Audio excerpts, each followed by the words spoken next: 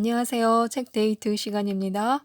오늘 소개해드릴 책은 호감, 운을 끌어당기는 비밀이라는 책입니다. 신용준 지음, 정민미디어에서 나온 책입니다. 아마 많은 분들이 느끼실 건데요. 인간관계가 제일 어렵다는 것을요. 막상 함께 일을 해보면 일 그 자체보다는 사람과 사람 사이에 섬 같기도 하고 안개 같기도 하고 벽 같은 그 무언가가 생기기 시작하면 참 어려워진다는 것을 알 수 있습니다. 알 것도 같고 모를 것도 같은 것이 인간인데요. 그만큼 다양한 감정을 소유하고 있어서가 아닐까 싶습니다. 이 감정에 호감이 실려 있다면 운을 끌어당길 수 있고 승승장구할 수 있는 강력한 무기가 될 수 있습니다. 운은 사람한테서 온다고 하는데요. 그 운을 끌어오기 위해서는 내가 호감형 인간이어야만 좋은 사람들과 함께 할 수 있습니다. 운보다 호감이 먼저다라는 생각을 하게 한 책이었는데요. 좋은 일이 더 많이 일어날 수 있도록 표정, 눈빛, 말투, 태도에 호감이 뚝뚝 떨어질 수 있도록 이 책을 통해서 많이 배울 수 있을 것 같습니다. 세상이 변해도 성공은 결국 호감에 달렸다고 하는데요. 사람을 움직이는데 가장 큰 힘을 발휘하는 건 호감이라고 합니다. 어느 날 A 회사가 B 회사와 광고 프레젠테이션 경쟁을 합니다. A 회사는 자신만만했는데요. 적정 금액, 신선한 아이디어, 완벽한 프레젠테이션, 충분한 경력 등에서 월등했기 때문에 OK 사인이 떨어진 전화가 오기만을 기다리고 있었습니다. 그런데 B 회사가 합격한 거예요. 도무지 이해하고 받아들일 수가 없어서 그 회사를 찾아가서 왜 떨어졌는지 이유를 물으니까 그 회사 사람들이 더 좋아서였습니다. 라는 믿기지 않는 답만 들었다고 합니다. 정말 그렇게 큰 차이가 없다면 호감 가는 쪽을 선택하지 않을까요? 그러면 호감 가는 사람이 되어야 하는데요. 어떻게 하면 좋을까요? 스스로에게 호감 가는 사람이 되어야 합니다. 1. 나부터 제대로 사랑하자. 우리는 자신을 사랑함으로써 호감 가는 사람이 되어야 하는데요. 삶의 의미와 인생의 철학을 위해서 진지한 고민과 공부가 있어야 합니다. 그리고 이상을 가지고 미래를 위해서 최선의 노력을 하는 건데요. 내가 하는 일을 사랑하고 내가 가진 것들에 감사하고 소중한 사람들과의 깊은 관계를 위해서 최선을 다해야 합니다. 2. 자신을 위해 상대를 위해 감정을 조절해라. 다름을 인정하고 감정을 통제해야 합니다. 감정을 누르는 단어나 문구를 기억하는 것도 좋고요. 참을성이 없고 다른 사람을 배려할 줄 모르는 사람은 인격의 가치를 인정받지 못합니다. 3. 자신을 꾸미는 건 기본 중 기본. 자신의 외모 때문에 자신의 진짜 능력을 제대로 평가받지 못한다면 정말 억울한 일이죠. 하지만 청결하고 자신을 잘 꾸미는 사람에게 호감이 가는 것도 사실입니다.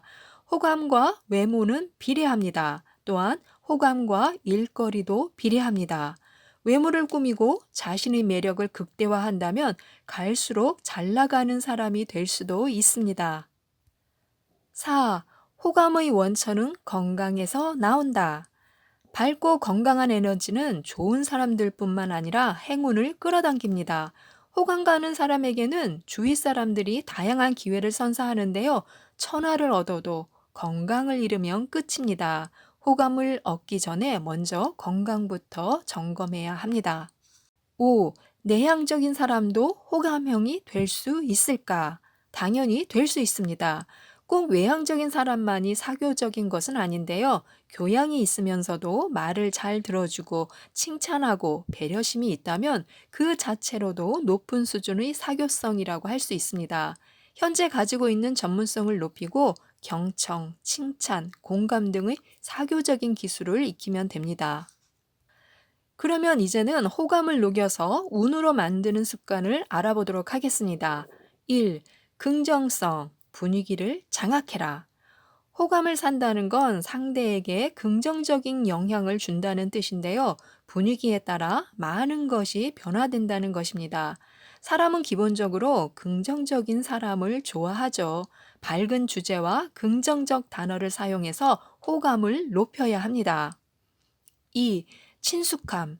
자주 보면 호감이 간다. 자주 보면 대체로 상대에게 호감을 느낄 수밖에 없기 때문에요. 꾸준히 접촉할 수 있는 기회를 갖는 것이 중요합니다. 계속해서 상대가 눈에 들어오게 되면 그 대상에 대해 본능적인 애착을 느끼게 된다는 거죠. 호감은 하늘 위에서 그냥 뚝 떨어지는 선물이 아닙니다. 친숙감 역시 시간이라는 비용을 지불해야 합니다. 3. 배려심. 감동은 매너에서 나온다. 사람들은 생각지도 못한 배려를 받으면 배려를 한 상대에 대해서 큰 호감을 느끼게 됩니다. 상대방을 위한 세심한 배려와 행동은 평소의 습관에서 나오는 거죠. 4. 진솔함. 화려한 미사여구를 이기는 힘. 호감을 높이는 진솔함이란 가끔씩 평소와는 다른 인간적인 면을 보여주는 것입니다. 한 가지 모습만 일관되게 보여주면 좀 상대방은 지루해 할 수 있습니다. 그래서 가끔은 변화무쌍할 필요가 있습니다. 5. 낯설음. 지루함을 잊게 하는 반전 매력. 우리가 흔히 텔레비전을 보다가도 반전 매력, 반전 매력이라는 말을 많이 듣잖아요.